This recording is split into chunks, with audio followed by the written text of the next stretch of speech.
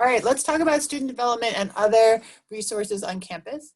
So the Office of Student Activities and Community Services, they do all kinds of things. So if you need an ID, which I've mentioned a couple of times, that's where you go to get your ID. They're also the ones who are in charge of student clubs. And so if you are interested in finding out what clubs we have available, you can find out there. If there's a club that doesn't exist that you want to start, that's also a good place to go. We had a student last year who was really interested in bass fishing, and he started a bass fishing club. So you never know what kind of club you might want to start.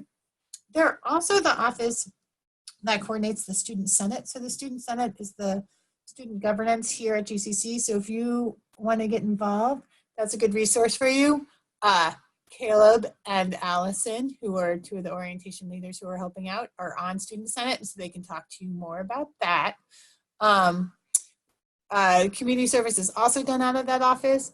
And then, so let's talk activity hours. So the research that has been done on college students has shown that students who are involved on their campuses feel more connected to their institutions and they do better academically.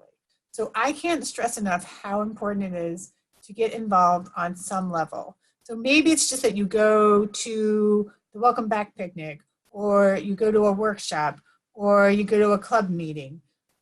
Just those small things will help you feel more connected to GCC. We recognize that our students often have crazy lives, and so we have set aside these times during the academic day when you can be involved in things. So Mondays, Wednesdays, and Fridays from 12 to 1, those are our activity hours. That's when, that's when things like the Welcome Back picnic will happen, or when workshops will happen, or when presentations will happen.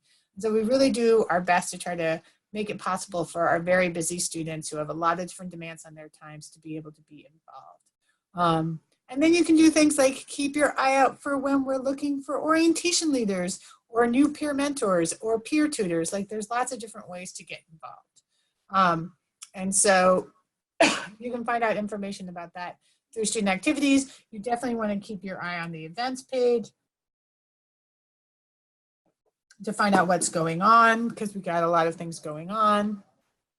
The student activities is located on the second floor in C216. It's kind of right above the cafeteria, kind of across from the dining commons.